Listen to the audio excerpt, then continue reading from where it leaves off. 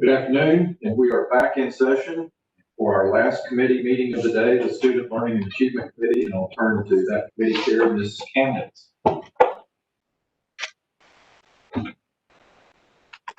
Thank you, Chair Davis. I share the responsibility for leading this committee with Dr. Oxendine, and am grateful to her for her voice in this work. I'd like to start with, well, first, let me just say we have a very full agenda here, as you have probably noticed. And many of these items are things that recur every year. And while they're very important, I try to move through them as efficiently as we can so that we can put our focus where we need to in terms of our time.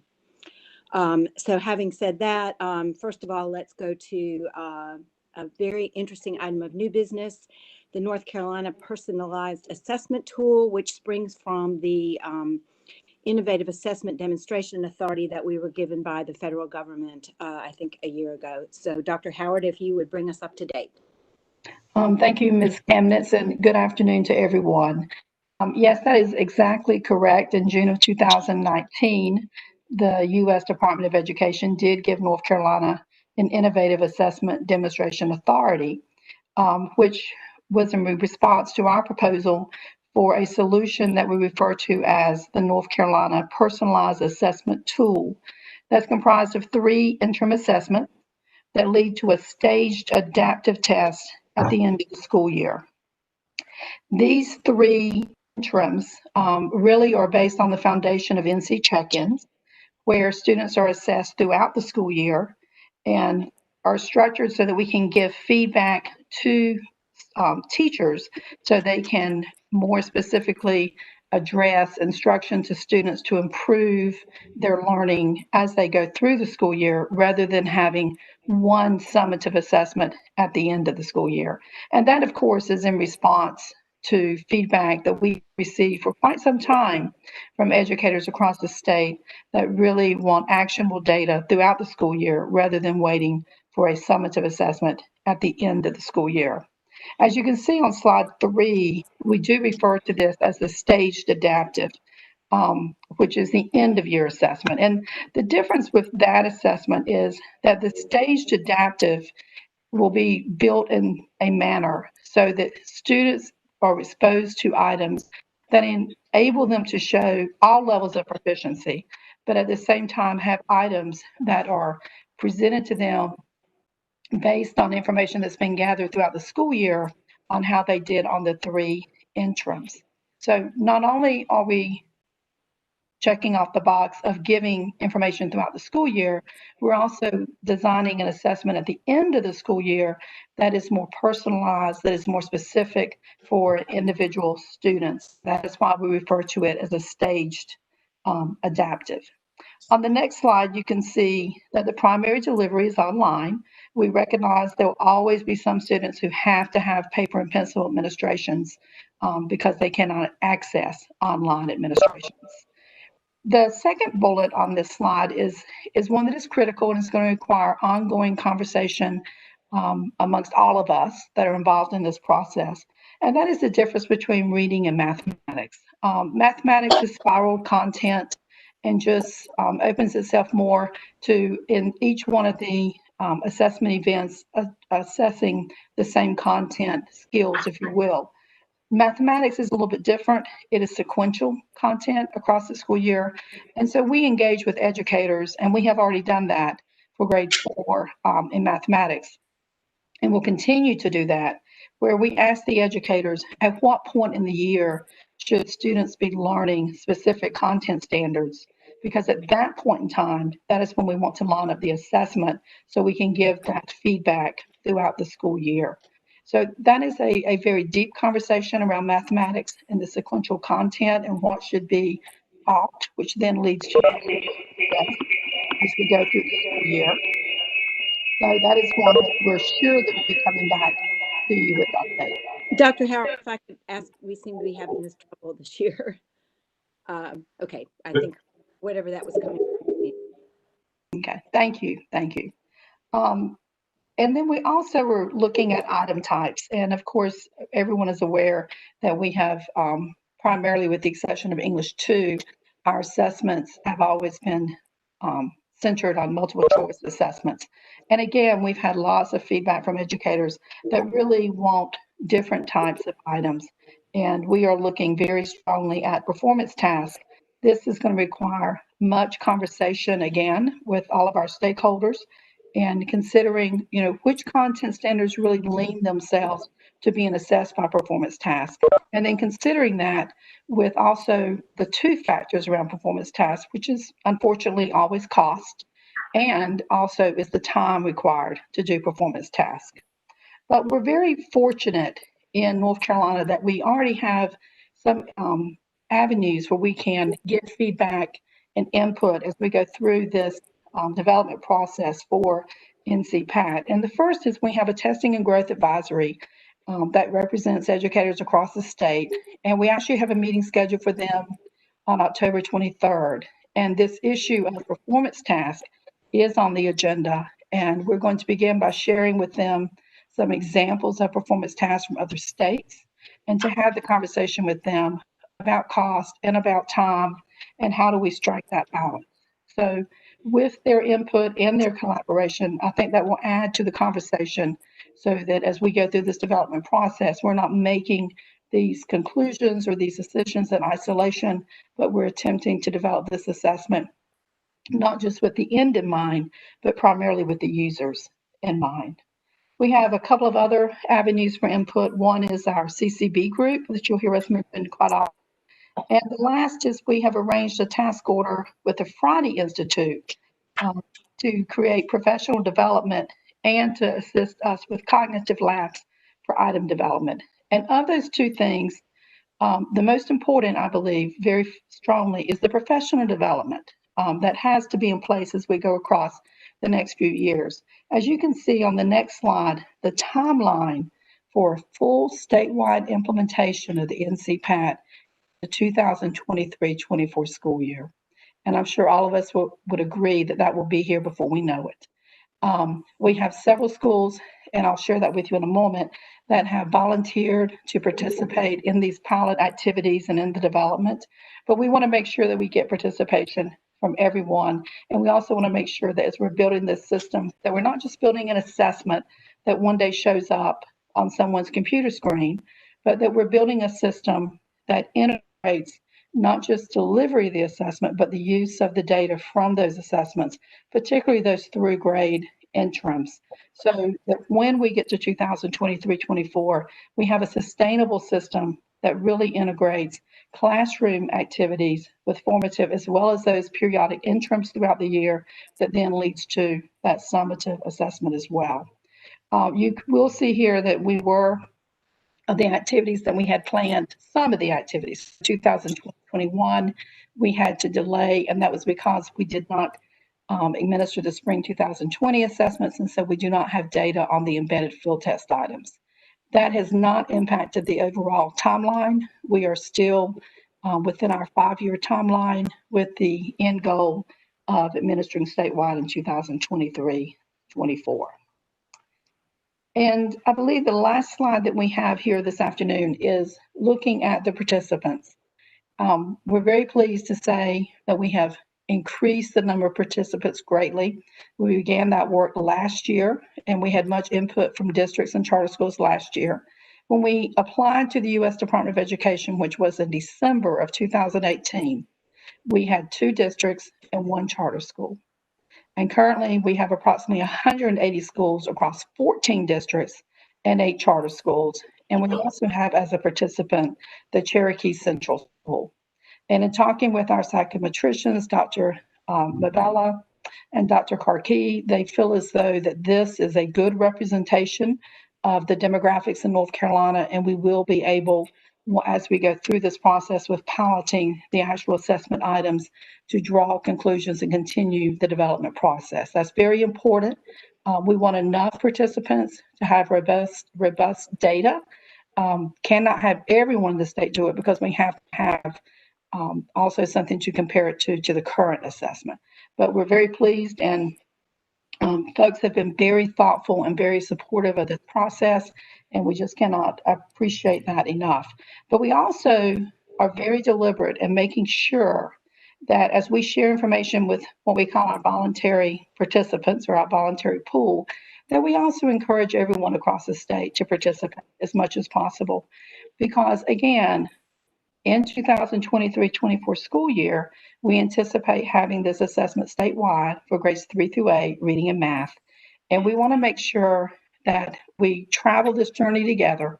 We get as much input, as much feedback as we possibly can. So just, to say one more time that we develop an assessment that meets the needs of the users. And of course, as always, our primary function is to make sure that we have data that can be used to increase student achievement in North Carolina. So at this point, we are very pleased with where we are.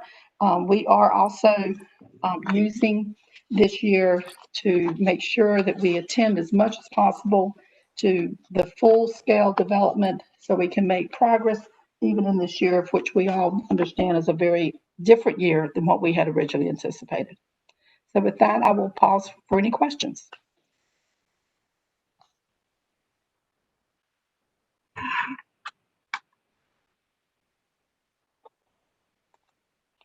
Our action for first read, SLA1, which is a timeline revision for the schedule of standards development, assessments, and material adoption. This is a change to the timeline, basically due to the impact of COVID, and I think will be a fairly brief report. I think Dr. Mullenix, are you? Yes, ma'am. Good afternoon, everyone. Thank you so much for allowing me to bring this forward. On behalf of Trey Michael for CTE and Mary Hemphill with computer science, we are proposing, and you'll see there with the attachments, there's the current timeline that we're sitting on, and then the proposed timeline. We are asking for a 1-year delay in all of the other standards going forward. That would exclude computer science. They will stay on the same schedule. Social studies will stay on the same schedule. The one, I don't even know if it's a change or not. I don't want to say it is a change, but it's really probably just going to naturally happen this way, is that their installation would happen from the time that we come back to the board in the spring until all the way through the 2021-2022 school year. And you'll see that on the proposed timeline. We're requesting this for a couple reasons. Mainly, it is really due to COVID and the impact of that. We rely on our teachers from across the state to assist us in the standards revision process.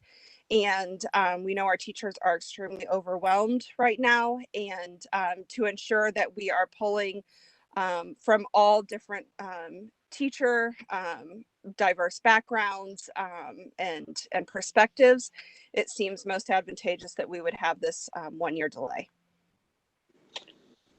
Any questions for Dr. Mullenix? Thank you, Dr. Mullenix. Yes, ma'am. Thank you. Moving on to 3 action items, all of which we discussed last month. SLA2 is the alternative schools accountability model options for 2021. This has been added to, I believe, compared to last month, but not appreciably changed. So Dr. Tammy, if you would like to take this. Dr. Howard. Absolutely. Thank you, Ms. Kamnitz. Yes, that is correct. This was, of course, for discussion last month. And due to COVID, we did have approximately 16 alternative schools that have, in that intervening time period, have now submitted their plans for their alternative accountability models, which is allowed through both state statute and a state board policy. So all of those are attached. So you have the full list of the schools and the indication of which alternative accountability option they are planning to avail themselves of for the 2020-21 school year. Thank you. Any questions for Dr. Howard on this one? Hearing none, we'll move on to SLA 3, the JLEOC report on career and college ready graduate program. We saw this report a month ago in September, and I believe there have been no changes, but Dr. Mullenix or Ms. Shaw Coltrane, if you want to speak to this quickly. No, ma'am, no updates. No updates on this one. Any questions? All right, finally, in our action items, SLA 4, report to the General Assembly on school performance, annual report cards for schools, and school building reports. Accountability measures for grade 3 students. I think Dr. Galloway is doing this, and this again is slightly updated from last month. If you could walk us through that quickly, Dr. Galloway. Yes, absolutely. Thank you and good afternoon. Thank you for the opportunity to bring this report back to you today. It provides a state level summary of accountability measures for 1st through 3rd grade.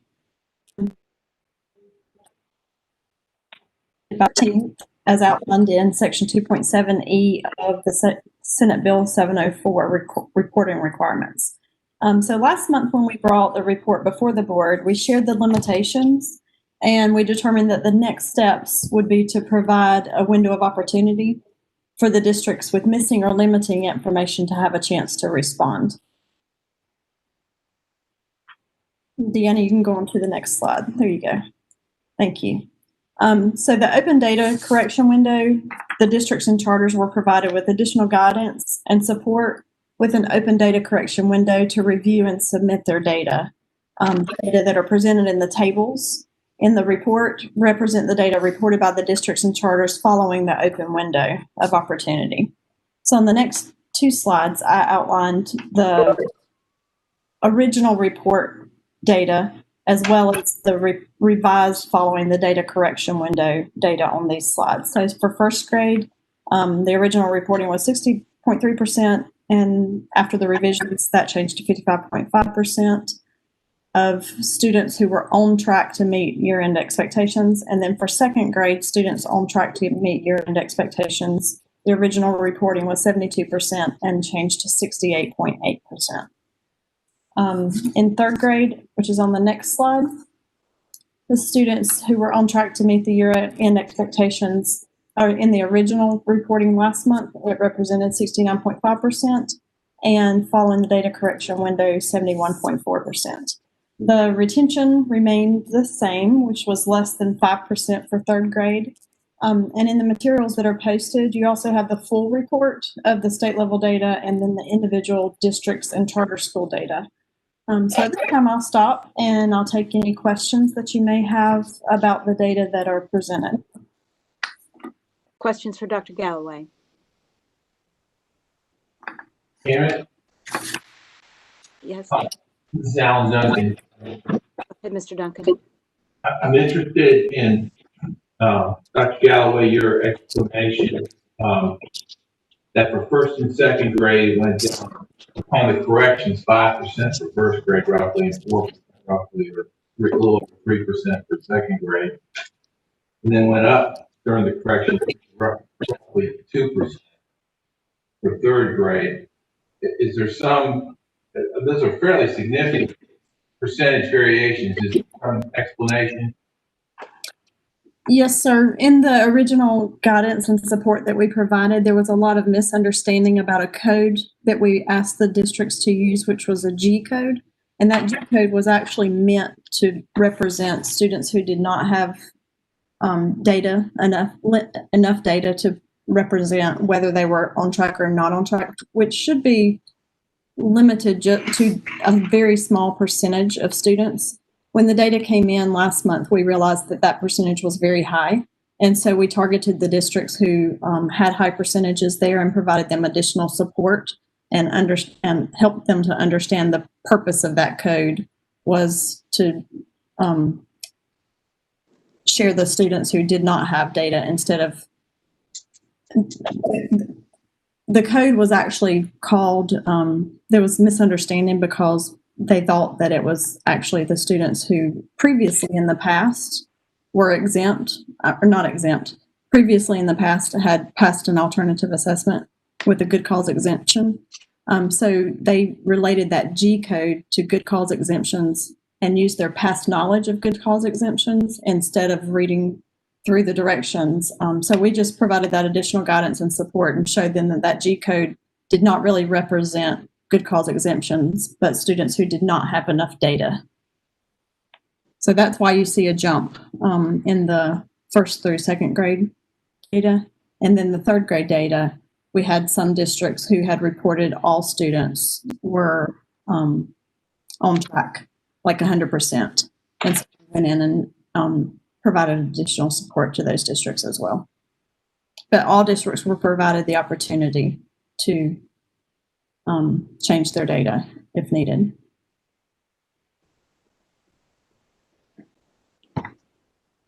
Thank you, Dr. Galloway. Any other questions?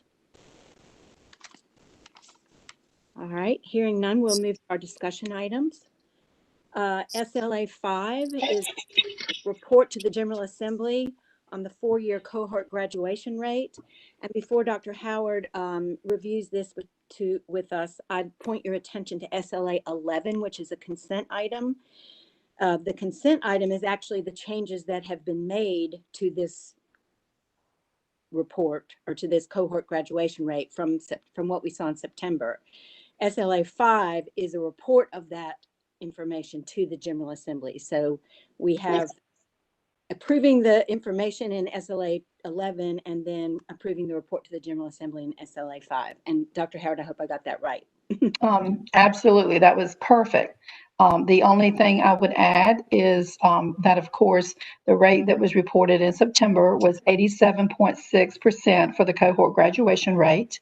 The target for the 2019-20 school year was 88.6. So the state did not meet the target that was specified for last school year. The report that you have provides for each district their actual final 4-year cohort graduation rate, and highlighted are those districts that exceeded the target rate, the 88.6. And again, this report is sent annually to the General Assembly, as Ms. Chemnitz said.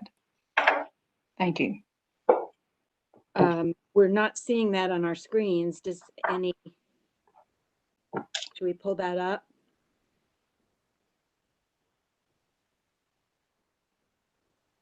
I'm looking for the chart that Dr. Howard just, there it is. And yeah, that is the beginning of it. And it goes across probably 2 or 3 pages, if not 4, because it lists all of the districts in the state, 3 pages. And so the ones that are highlighted are the ones that exceeded the target for this year, which was 88.6.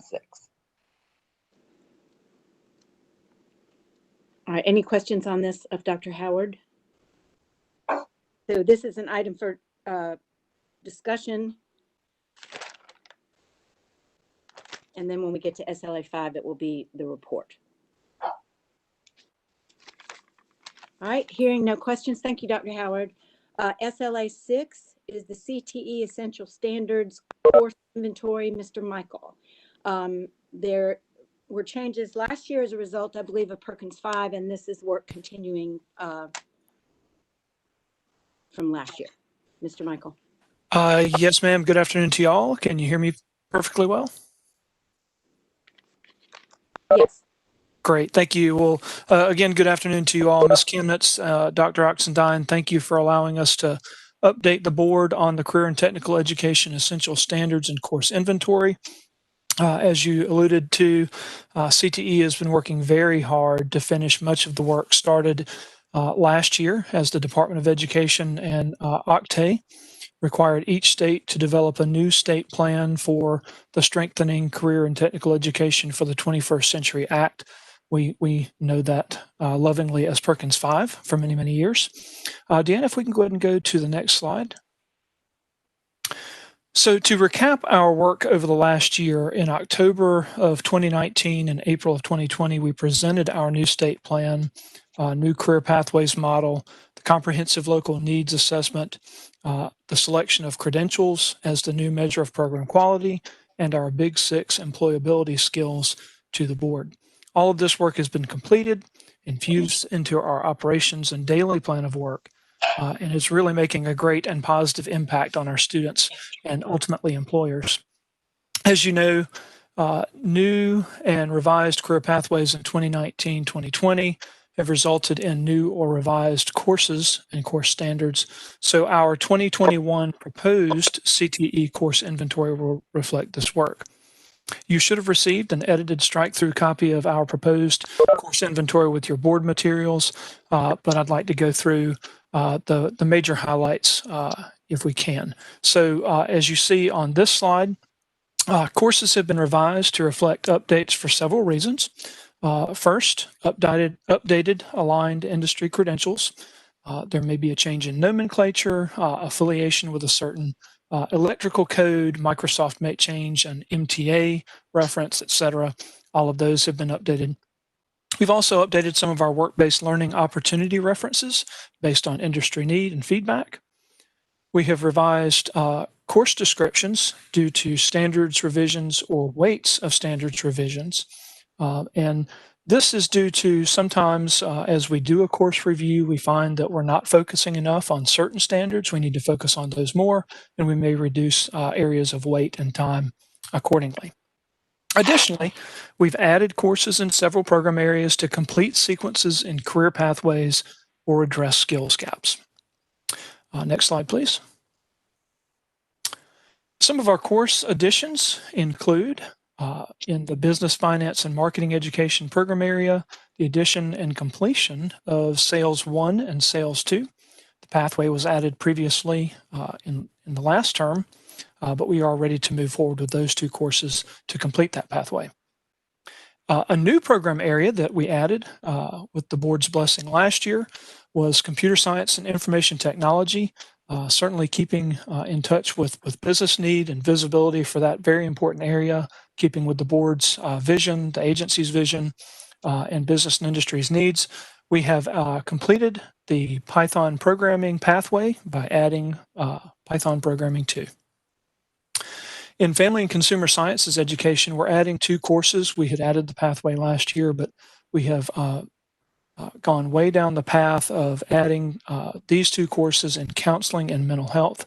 We genuinely believe that those are going to make a really positive difference in our schools and in our communities and with our students moving forward. Next slide, please.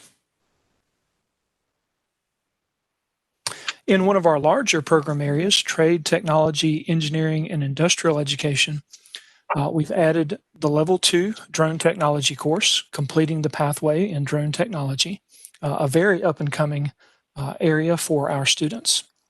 And as we had promised to the board, we did address our middle grades skills gaps when it comes to construction and other areas. So as you can see on the left, 6 new sub-courses for middle grades. These range from 15 to 25 hours per. One in exploring carpentry terms, exploring carpentry careers, exploring electrical trades terms and careers, and masonry terms and careers.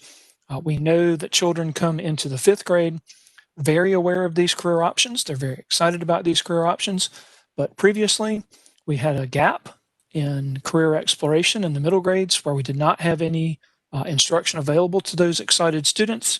We've sought to address those gaps and look forward to how they will help us bridge those gaps as we get those children involved in those courses in middle grades.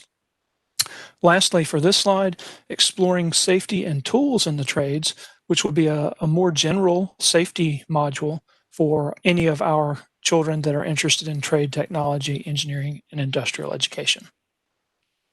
Next slide, please. Last slide regarding course revisions and additions. Very excited. Dr. David Barber on our staff has been working very diligently with the industry leader in manufacturing robotics. That company's name is FANUC. This is a new course that we have worked with them to pursue for students. It will be called Manufacturing Robotics, really give them an opportunity to pursue careers in advanced manufacturing using those high-tech industrial robotic devices. A lot of computer programming behind that, as well as design. After discussion last year with the board, we did also decide to work on our metals manufacturing levels 1, 2, and now 3. We did take the metals manufacturing 2 course, divided into 2 1-credit courses, focusing on credentials that are industry aligned from the National Institute for Metalworking Skills, which is ANSI accredited. We appreciate that discussion last year and do believe that this will be a positive change for students looking for a career in metalworking. The last 2 courses on this slide are really, I'll take ownership of this and all of the changes last year. You were aware of these 2 courses, but somehow when I edited the document myself, I dropped the courses out of the essential standards. So Project Lead the Way Engineering Essentials and the Southern Regional Education Board's Advanced Careers Mechatronic Systems for Advanced Production. These are just technical corrections, adding those back in to correct my error. So I appreciate that. I'll pause for any questions so far before we do the next part. For Mr. Michael on these additional courses.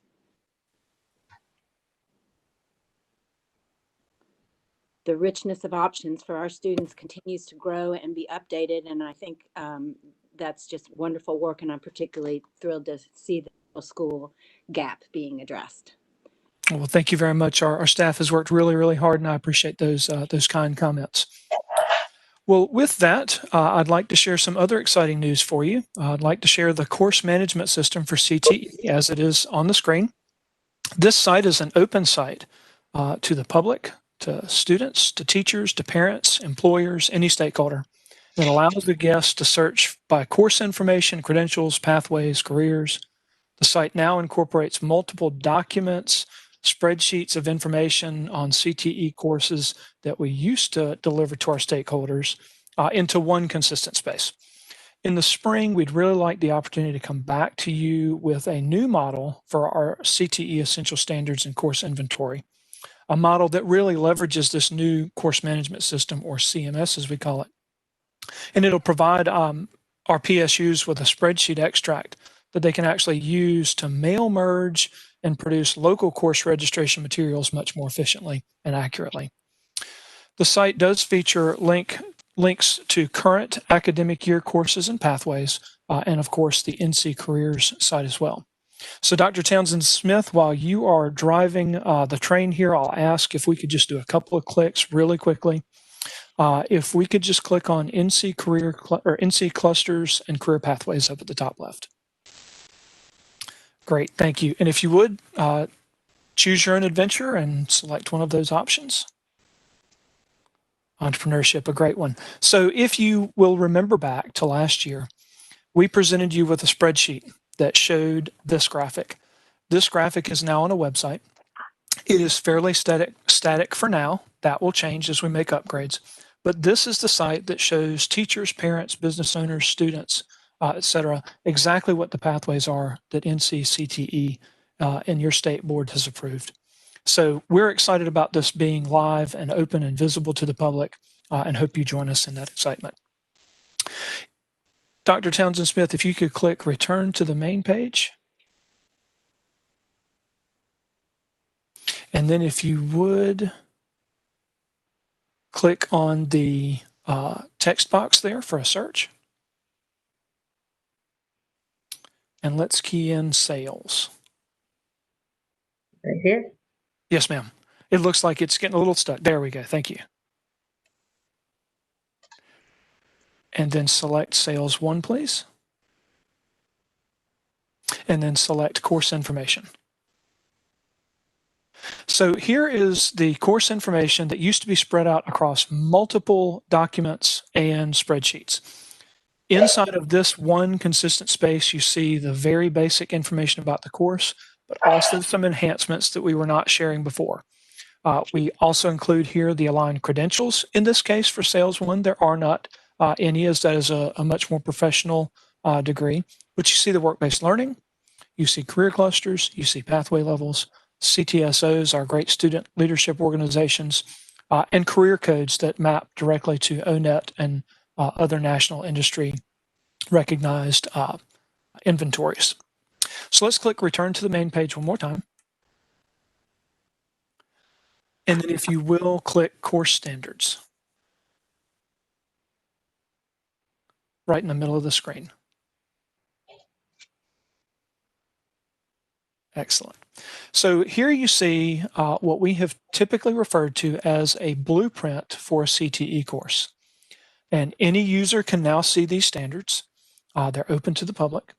As you can see there, the first standard, understand employment opportunities, effective communication, personal branding, and emerging trends in selling. It's 20% of the course. The RBT designation is there for revised Bloom's taxonomy, and the notations there of the big 6 essential employability skills. Wonderful tools for our teachers, great for business people to reference. Students can gain interest and knowledge about the courses as well as parents. We're very excited that this is now open to the public. Deanna, let's click to the return to main page one more time. So I'll pause there for just a quick second and let you know that this is version 1. We've asked our partners at NC State to help us think through how we can make version 2 a little bit more user-friendly, a little bit more visually appealing, and provide a bit more functionality. But at the root of it, it is a fantastic tool for us and for our stakeholders to bring that consistency and really a one-stop shop. So I want to do one last demo, and we're excited about this. We're going to add more of these. If you would, Dr. Townsend Smith, please click NC Careers on the left side of the page. Thank you. This is a direct link to the nccareers.org site where students can find interest, explore occupations, plan their careers, learn about education opportunities, and of course, do a job search. It's a lifelong opportunity. It's meant for young school children all the way up to adults. We're very excited that this is tied to our site. We look forward to more integrations in the future. And just another great example of how partnerships can really provide great opportunities for our students and ultimately our employees. Again, in the spring, we'd like to come back to you with a new model for our CTE Essential Standards and Course Inventory. This model is one that will leverage the new CMS that you've just seen. I'd ask for any additional questions, and thank you for your time. Questions for Mr. Michael about these 2 amazing tools?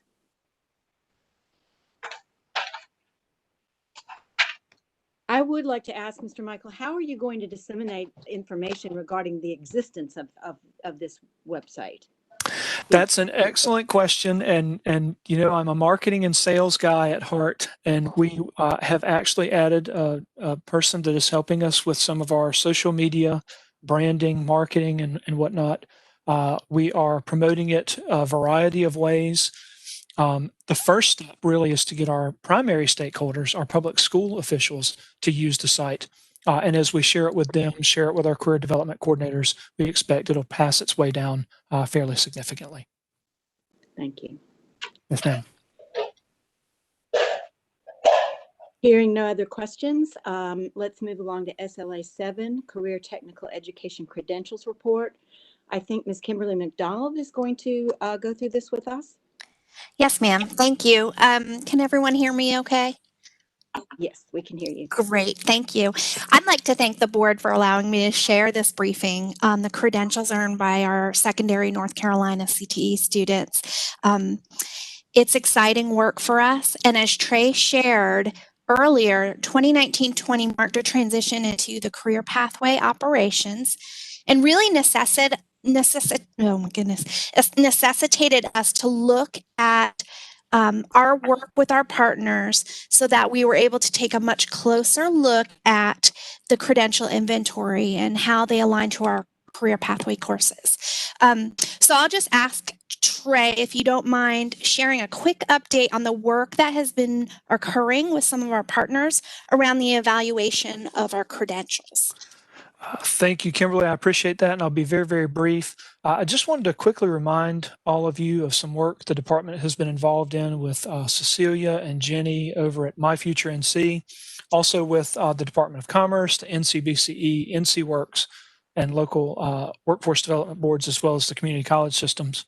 We've all partnered together to come to have the discussion, the bigger discussion, focusing on non-degree credentials of value as part of the NC Workforce Credentials Initiative. This initiative is part of a national group really focusing on the same issues that we have that other states have. So it's a partnership with other states as well. This work will set a great foundation for our revisioning, if you will, of credentials to which we align secondary courses. The group would like to visit with this board in the spring to share its progress and outcomes to date.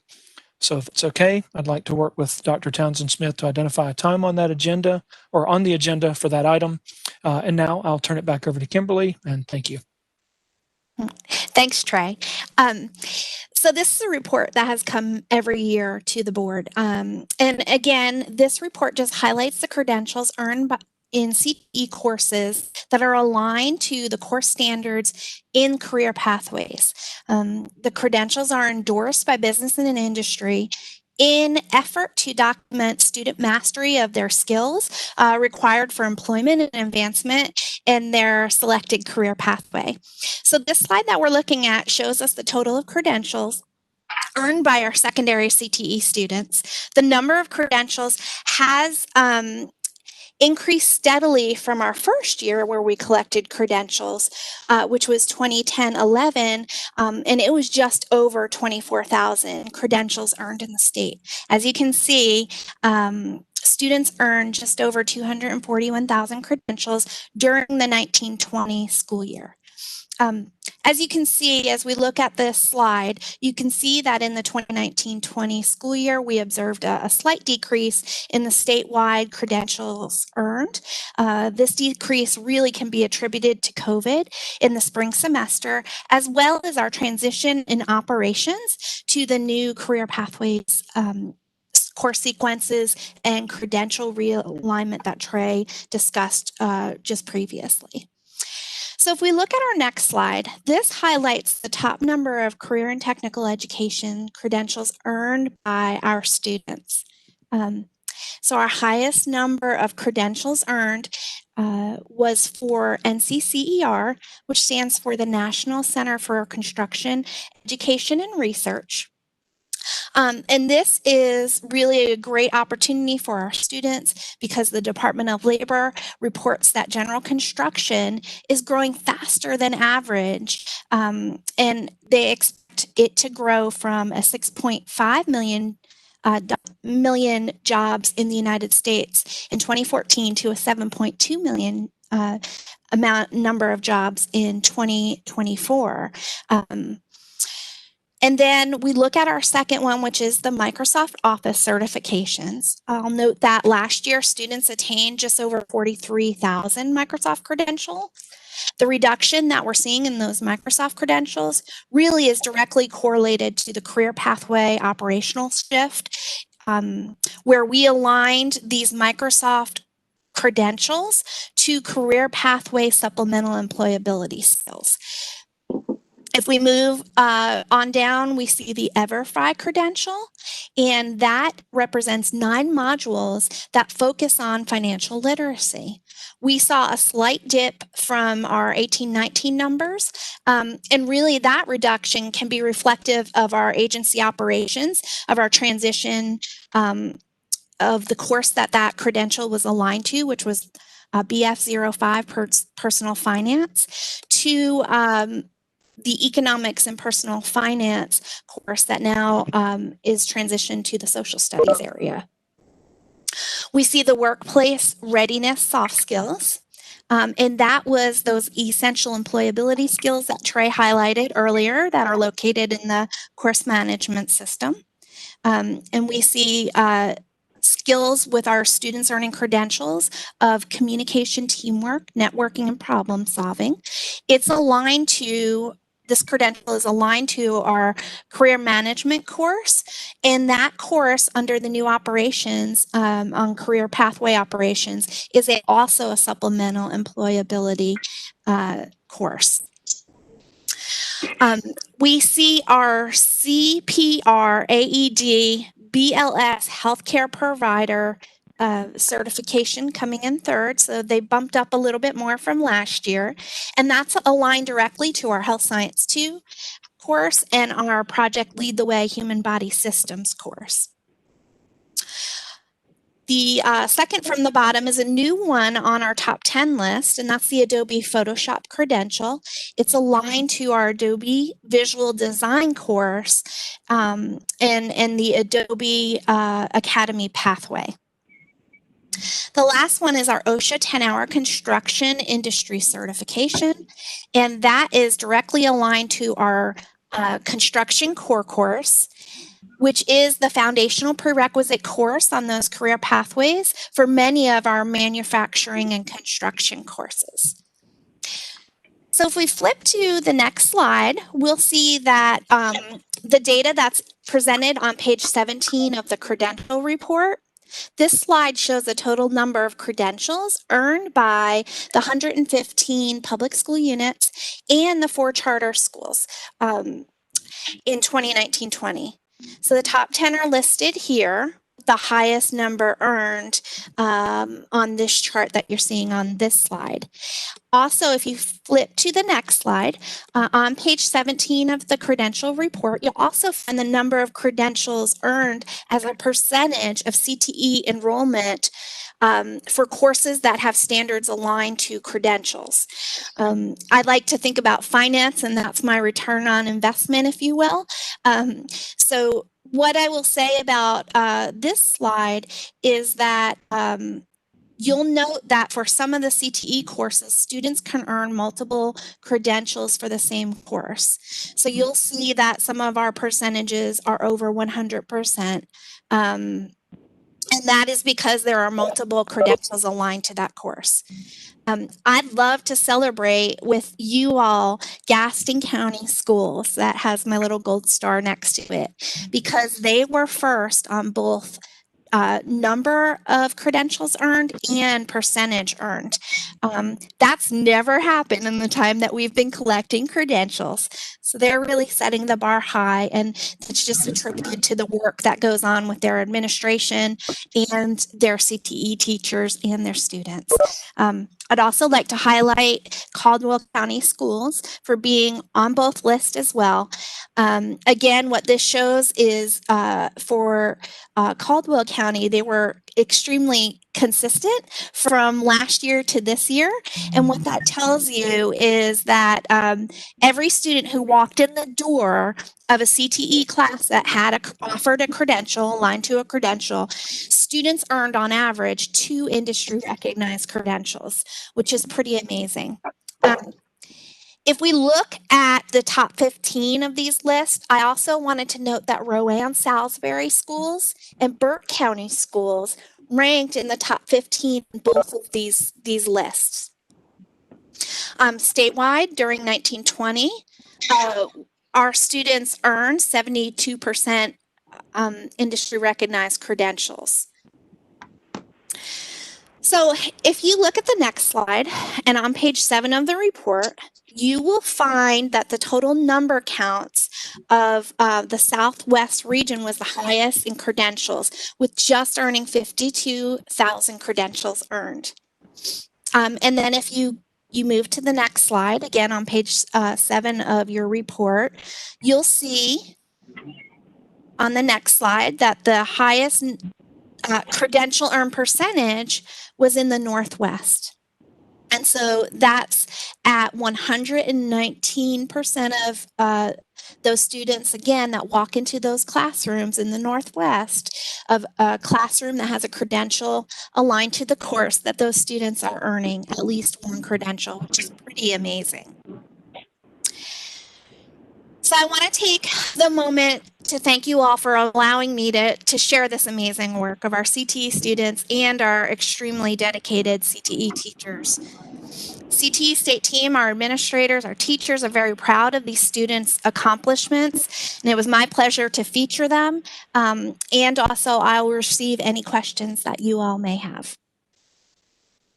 Questions for Ms. McDonald?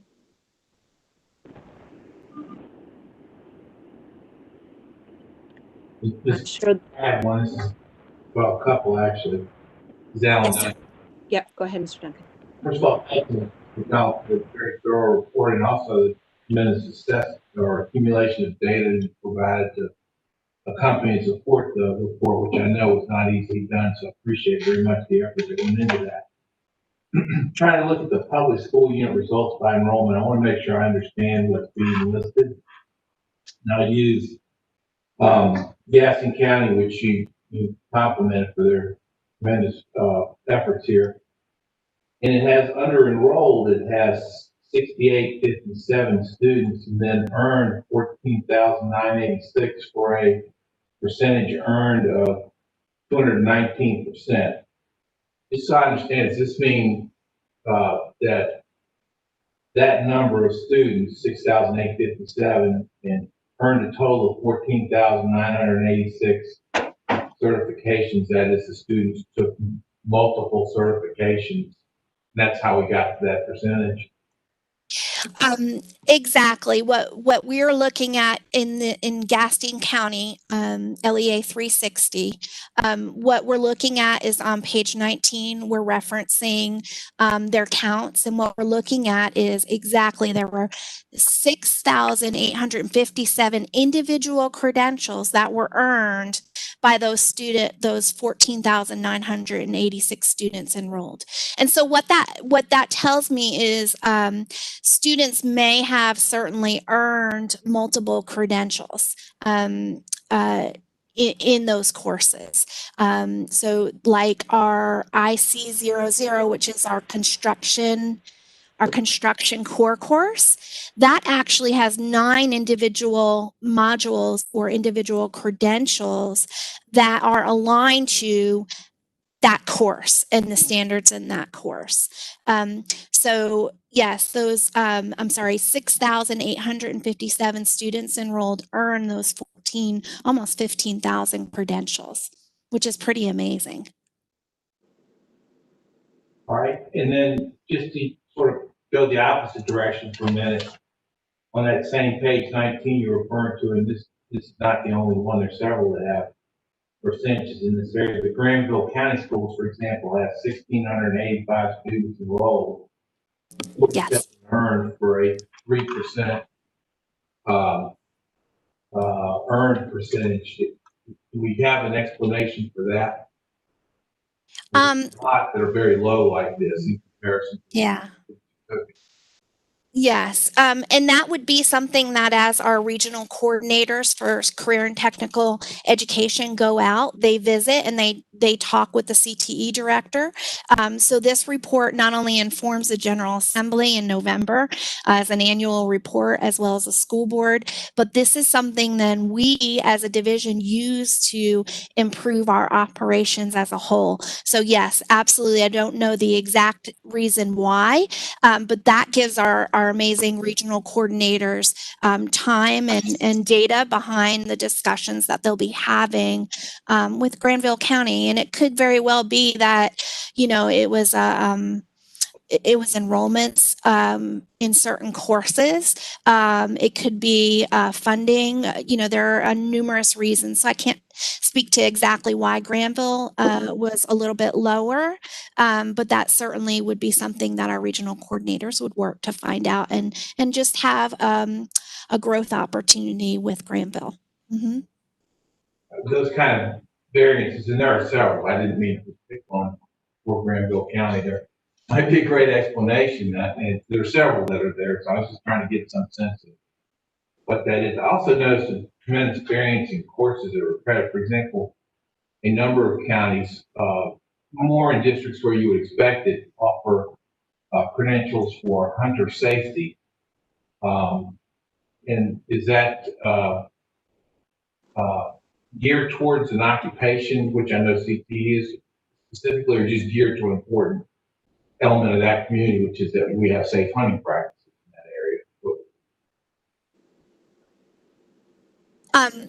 It is, and I was just trying to find the exact one, but it's to one or two of our agriculture education courses, and it is if these credentials are on this list, yes, sir, they are aligned to course standards delivered in those course pathways that then lead to the occupation, just as Trey shared earlier under the new career pathway model. So I actually could ask a lot of questions. Let me just ask one more. How do we evaluate the WorkKeys? That is the bronze, gold, platinum, or silver. Is WorkKeys evaluated as a very important part of the CTE program, or is that something that's not as emphasized? I'm just trying to get a sense of where we rate that as an important component for our students.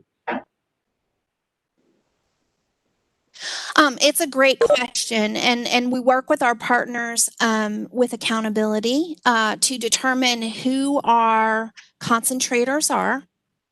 And then we provide that to our WorkKeys our accountability partners that then assess our concentrator students to see the outcomes on the WorkKeys.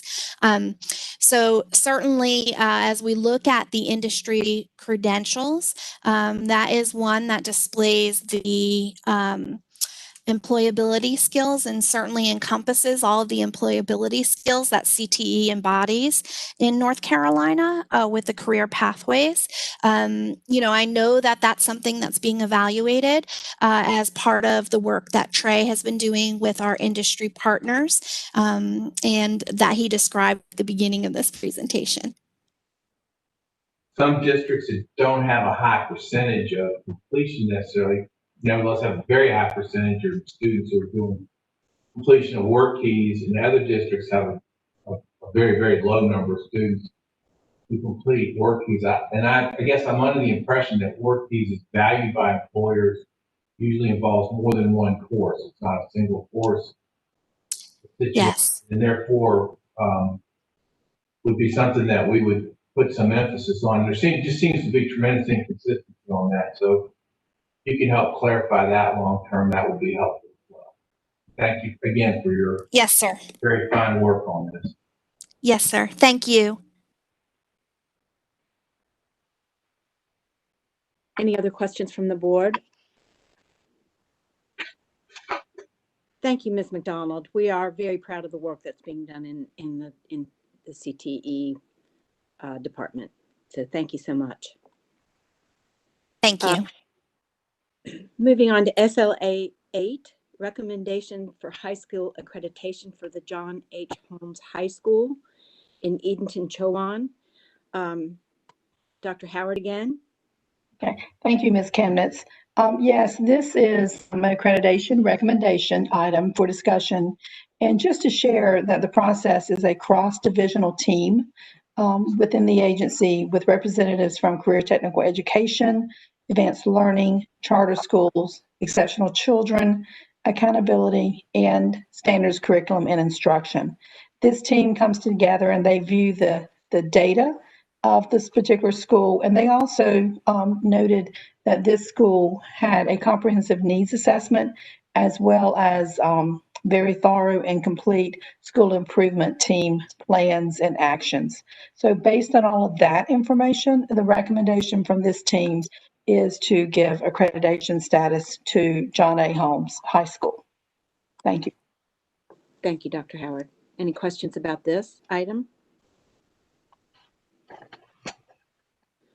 All right, moving on to SLA 9, report to the General Assembly, high school diploma endorsements. And I believe this is Ms. Shaw Coltrane. Hello, board members. It's so great to see some of you and also hear your voices. Happy Wednesday. I am here to share with you the high school diploma endorsements report. This is an annual report that we bring to you. Those of you that were with us last year may remember that Trey and I predicted that we would have significant decrease in numbers because of the new legislative requirement, which was added to the endorsement. So the original intent of the endorsements was to align with post-secondary institutions. And then our endorsements were developed in partnership with the UNC system and the community college system. They actually told us what they should be. And then last year, the General Assembly legislated that we need to add the ACT reading benchmark at the 22 level, which already is significantly higher than UNC minimum. So needless to say, we did have a decrease of total endorsements awarded last year of 60%. We also did run the numbers. That's with the new ACT, SAT requirement. We also ran the numbers without, if we had not included that, and it would have been closer to a 7% decrease. So we do think the numbers that significantly dropped did have to deal with the primary factor, adding the ACT. Part of that was exacerbated by the idea that because we were not in school due to COVID, the only one ACT score that we have is that we can put towards this is the ACT that we administer. Tammy Shop administers in the junior year. So many students may take that again or take an SAT, and of course, more than likely they were not able to get those to the schools to change those scores. We also think a second factor of the decrease, again, has to do with just COVID and all of the factors around how maybe this was not a priority. And if a student, if they were the seniors, of course, with the PC-19, that impact as well in case they weren't able to do that. And then the decrease in the career endorsement, as Trey and his team have shared with you over the last year, they did have that reshifting with Perkins regarding the North Carolina Career Pathways model. So perhaps that had to do with some of the slight decreases. So the 7% and the 5% decrease, Trey and I feel okay about. We remain disappointed that it is harder to earn a high school diploma endorsement than it is to enroll in a community college or even to apply to a UNC system school and be admitted. But that is what we have been legislated to do. Questions from Ms. Shaw Coltrane.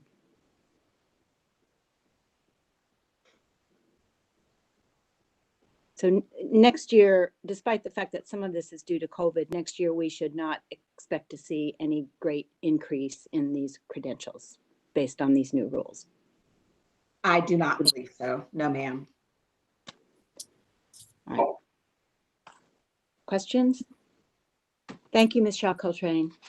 If not, let's move along to SLA 10, Read to Achieve Guidebook. And before we discuss the guidebook,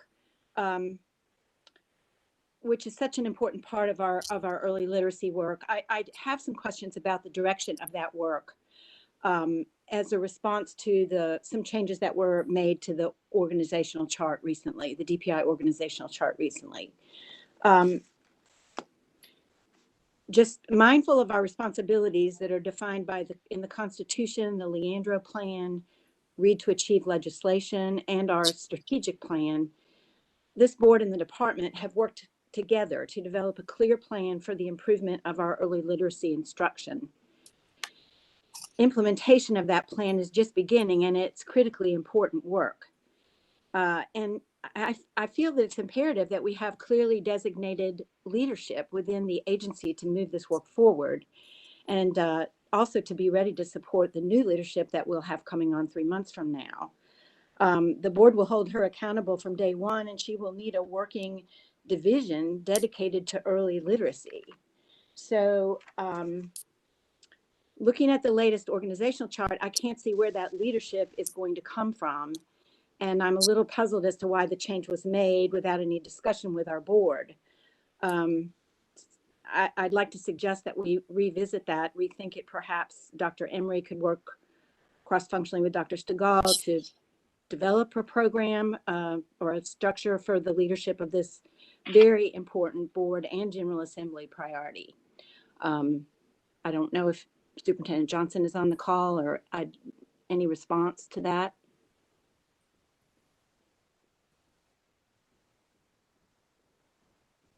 Board Sorry, I members. was on mute. Yes, I'm here. I think this was explained in an email exchange. K-3 literacy consultants are wrapping under the Leandro work to be sure that they are out in schools supporting the K-3 literacy work. We can get you some more details on how the cross reporting is going to work with early learning.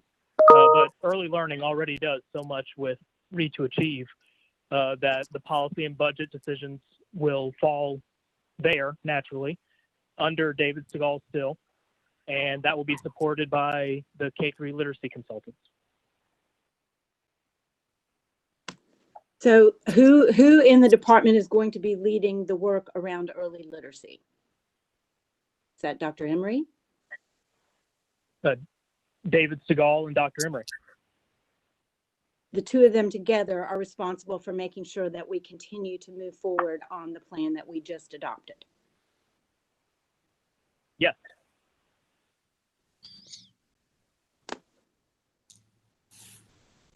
All right, any other comments from board members on this concern? Any information that you could provide to us, Superintendent Johnson, concerning how this is going to work and how that oversight and leadership is going to move forward, I would appreciate it. All right, we'll be sure to get that to you. I've been working closely with Dr. Emery on that, on how we can support the policy side and the Leandro Action Plan district regional support side at the same time. Thank you. I will just say as a reminder, we are following the not voted on direction, but it was expressed by the board to try to put as many resources into the Leandro work as possible in the department. And that's moving resources to under Bev Emery to get out to those low performing schools, whether that is district regional support people, or if it's K-3 literacy consultants working regionally to help with literacy in low performing schools, or exceptional children consultants, or CTE consultants. That work is moving under Dr. Emery. Again, I think that it is so important that someone drive this work. As we talked about previously, you know, the equity work that's being done in Winston-Salem, Forsyth County is partly because they have one person who is making sure that that work occurs across the district. And I think we need to be concerned that Dr. Emery and Dr. Stegall's plates are extremely full, and we need to make sure that someone is there to make sure to keep this work going. So I would like to have further conversation about this after you provide us with any information you can about how this is going to work. I have full faith and confidence in Dr. Emery and Dr. Stegall to get this work done. All right. So to Dr. Galloway and I believe Ms. Parrish to talk to us about this, the Read to Achieve guidebook, which I believe was last updated in 2014, perhaps. Yes, good afternoon. My name is Tanya Parrish. I've been leading this work within the K-3 literacy division. So I'd just like to say thank you for allowing me to take the next few minutes just to share with you an update of where we are with the Read to Achieve guidebook. Each year, we conduct a revision of the guidebook, an update based on current RTA legislation, policy, and the RTA formative diagnostic assessment. KNEC 003 policy is where you can find reference to the guidebook, and there is always a link provided there that links to the current edition of the guidebook. As you look at the guidebook, just kind of keep in mind that the RTA guidebook serves as a structural framework for the North Carolina Read to Achieve program. The various charts, narratives, and descriptions are the Department of Public Instruction's work with the implementation of the Read to Achieve initiative. As you stated, we took the 2014, which was the last approved edition of the guidebook. And this year we conducted a side-by-side comparison with the newly revised 2020 edition. So I have provided a copy of the 2014 and the 2020 revision of the guidebook. And what we did is we looked at each page, page by page, and created a comparison chart. That comparison chart indicates on each page any changes or updates that need to be made. And so we made those changes and have provided the updated 2020 version of the guidebook for you. You'll note that the major changes that have been made this year are in regards to typically in the past, we've had one vendor. So all the information and guidance in the guidebook was provided around one vendor. This year, with 5 approved vendors, we sent out a list of questions to each vendor. The series of questions were the same for all vendors, and they completed those series of questions, and then we included those in our guidebook as a way to inform all PSUs across the state of each vendor and the information that is needed to support them and their choice. So that is one major difference in the guidebook this year, as well as you will note that there have been some language change in regards to the third grade retention and the 3-4 transitional classes. So that information has been updated and provided in the guidebook as well. You were provided with the comparison chart, so you're able to go through and see page by page any changes that have been made from the last approved guidebook until the current one that is being brought to you today in hopes that it will be approved. Once the guidebook is approved, then it will be shared with all PSUs and educational leaders across the state, just as a way to provide continual support to them with the Read to Achieve legislation and policy. So that is just a very quick overview of where we are right now with that. And I'm happy, again, to answer any questions that you might have. And again, we'd just like to thank you all very much for your support and for allowing me to share this information with you this afternoon. Thank you, Ms. Parrish. Any questions about the Read to Achieve guidebook?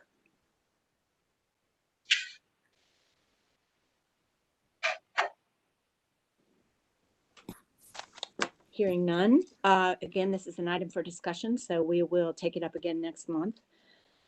Moving on to the consent agenda, we have SLA 11, which is changes to the 2019-20 cohort graduation rate, which Dr. Howard discussed back in SLA 5. SLA 12, report to the General Assembly, educational performance of children with disabilities and implementation of policies to improve outcomes for students with disabilities. We heard from Ms. Thomas last month on this one, as well as SLA 13, report to the General Assembly, students with disabilities, definition of residence. If there are any questions on any of those items, hearing none, we will vote on them tomorrow. Thank you, Mr. Chair. Thank you, Ms. Gammons.